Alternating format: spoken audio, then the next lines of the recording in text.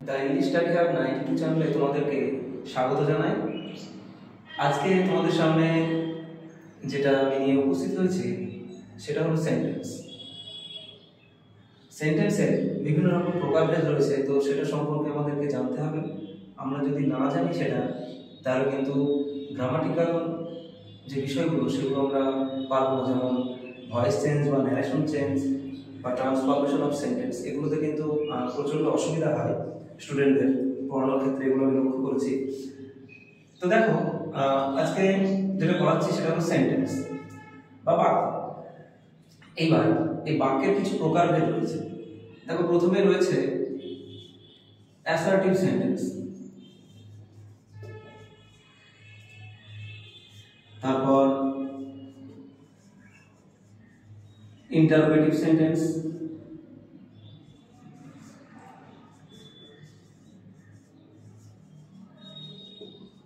imperative sentence,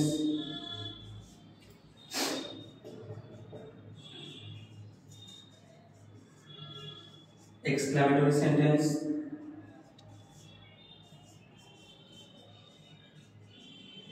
optative sentence। তো এই পাঁচটা প্রকারভেদ সেন্টেন্সে রয়েছে। এইবার আমাদেরকে পার্টিকুলারলি ওয়ান বাই ওয়ান জানতে হবে কোনটা কি ধরনের সেন্টেন্স, তার বৈশিষ্ট্য কি। যদি এগুলো না জানা যায় না, ভবিষ্যতে অনেক সমস্যা ফেস করতে হয় স্টুডেন্টদের। তো দেখো, যেটা অ্যাসার্টিভ সেন্টেন্স, অ্যাসার্টিভ সেন্টেন্স এটাকে আবার আরেকটা বলা হয় স্টেটমেন্ট। কিছু কিছু গ্রামার বইয়ে রয়েছে, যার বাংলা আক্ষরিক অর্থ হলো বিবৃতিমূলক বাক্য। বিবৃতিমূলক বাক্য, বাক্যটা লিখছি না। ইন্টারোগেটিভ, এটাকে আবার বলা হয় কোশ্চেনস।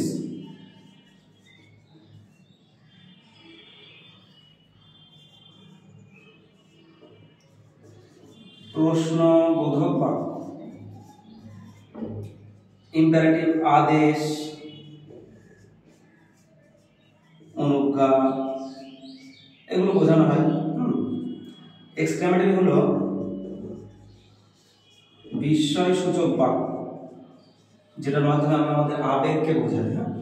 আরেকটা হচ্ছে অপটেটিভ, যেটাকে হচ্ছে বলা হয় ইচ্ছাসূচক বা ইচ্ছামূলক। তো এই কটা হলো আমাদের সেন্টেন্স। তো এই কটা সম্পর্কে আমাদের ওয়ান বাই ওয়ান কিন্তু জানতে হবে। অতএব আমি বাক্যটা মুছে দিচ্ছি। আমি প্রথমে যে অ্যাসার্টিভ সেন্টেন্স বা বিবৃতিমূলক বাক্য যেটা, সেটা নিয়ে আমি আজকে আলোচনা শুরু করছি। তো দেখো অ্যাসার্টিভ সেন্টেন্স বা স্টেটমেন্ট বা বিবৃতিমূলক বাক্য বাংলায়, দ্য বয় প্লেস ক্রিকেট, ছেলেটি ক্রিকেট খেলে। তো এটা আমি ট্রান্সলেট করলাম, দ্য বয় প্লেস ক্রিকেট। তো এইবার আমি বুঝবো কিভাবে যে এই সেন্টেন্সটা অ্যাসার্টিভ, ইন্টারোগেটিভ না ইম্পারেটিভ। অ্যাসার্টিভ সেন্টেন্সের নিজস্ব কিছু বৈশিষ্ট্য রয়েছে। তো বৈশিষ্ট্যের মধ্যে প্রধান যেটা বৈশিষ্ট্য, দেখো এই যে সেন্টেন্সটাকে আমি যদি সাবজেক্ট ভার্ব অবজেক্ট ওয়াইজ ভাগ করি, তাহলে দেখো দ্য বয় হলো এখানে সাবজেক্ট, আর বাকি এইটুকু কিন্তু প্রেডিকেট।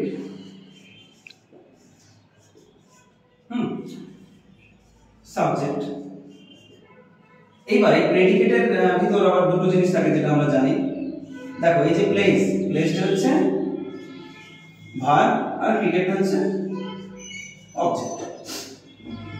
তো অ্যাসার্টিভ সেন্টেন্সের বৈশিষ্ট্য হিসেবে এটা বলা যায় যে অ্যাসার্টিভ সেন্টেন্সের প্রথমেই আমরা যেটা পাবো সেটা হলো সাবজেক্ট, এবং তারপর আমরা যেটা পাবো সেটা হচ্ছে ভার্ব, বাকিটা অবজেক্ট। অনেক সময় দেখা যায় সেন্টেন্সে অবজেক্টের উপস্থিতি নেই। তো সেন্টেন্সে যদি অবজেক্ট না থাকে সেটা কোনো সমস্যা না, সেন্টেন্সই হবে। সেটা যেটা আমার প্রধান দরকার সেটা হলো সাবজেক্ট আর ভার্ব। প্রথমেই সাবজেক্ট, তারপর ভার্ব, তারপর অবজেক্ট। এবার এটা বিভিন্ন টেন্সে এর বৈপরীত্য লক্ষ্য করা যায়। ধরো এই সেন্টেন্সটা রয়েছে তোমার present indefinite tense. Present indefinite tense, তো এটা যদি এরকম থাকতো যে ছেলেটি ক্রিকেট খেলিতেছে, মানে এটাকে যদি আমি প্রেজেন্ট কন্টিনিউয়াস টেন্সে নিয়ে আসি, তখন আমি কি দেখো, the boy is playing cricket. তো এটা আমি ট্রান্সলেট করলাম, দ্য বয় প্লেস ক্রিকেট, ছেলেটি ক্রিকেট খেলিতেছে। তো এই যে প্লেইং, প্লেসটা হচ্ছে ভার্ব,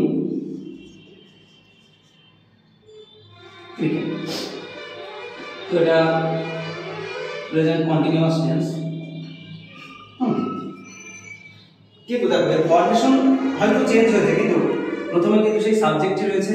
এবার টেন্স অনুযায়ী আমার অক্সিলারি ভার্বের একটা পরিবর্তন হচ্ছে, ভার্বের সঙ্গে আইএনজি হচ্ছে, তারপর অবজেক্ট যেমন আছে ঠিক তেমনই বসছে। তো মানে যেটা বলতে চাচ্ছিলাম আমি, যে প্রধান বৈশিষ্ট্য দেখো সাবজেক্টটা কিন্তু সেই প্রথমেই রয়েছে, আমার ভার্বটাকেও আমি পেয়ে যাচ্ছি, অবজেক্টটাকেও পেয়ে যাচ্ছি, কিন্তু একটা পরিবর্তন যেটা হয়েছে সেটা একটা টেন্সের পরিবর্তন হয়েছে। কিন্তু টেন্সের পরিবর্তনের সঙ্গে এটা সেন্টেন্সের কিন্তু কোনো সম্বন্ধ নেই।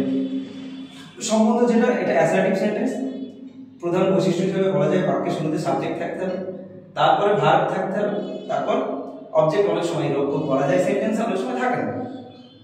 তো প্রধান যেটুকু বিষয় সেটা হচ্ছে সাবজেক্ট, ভার্ব আর অবজেক্ট, এই তিনটে পরপর যদি থাকে তাহলে আমরা সেটাকে অ্যাসার্টিভ সেন্টেন্স বলতে পারি। আরেকটা আমি উদাহরণ দিচ্ছি অ্যাসার্টিভ সেন্টেন্সে। The man was eating fruits.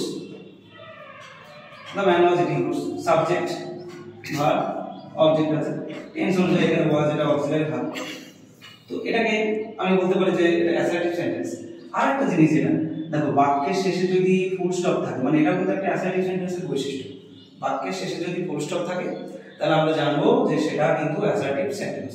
তো এই সেন্টেন্সটা আবার ভয়েস চেঞ্জ করা যাবে। এবার কি বলতো, এইগুলো আমাদেরকে ভালোভাবে জানতে হবে। যখন একটা সেন্টেন্স দেওয়া থাকে সেখানে তো আর বলা থাকে না যেটা এই সেন্টেন্সে আছে। তো যেহেতু এক একটা সেন্টেন্সের ভয়েস চেঞ্জ বা ন্যারেশনে এক এক রকম রুলস ফলো করতে হয়, সেই জন্য কিন্তু সেন্টেন্সের বৈশিষ্ট্যগুলো আমাদেরকে খুব ভালোভাবে জানতে হবে। আর ভিডিওটি বন্ধুদের সঙ্গে শেয়ার করবে যাতে সবাই উপকৃত হয়।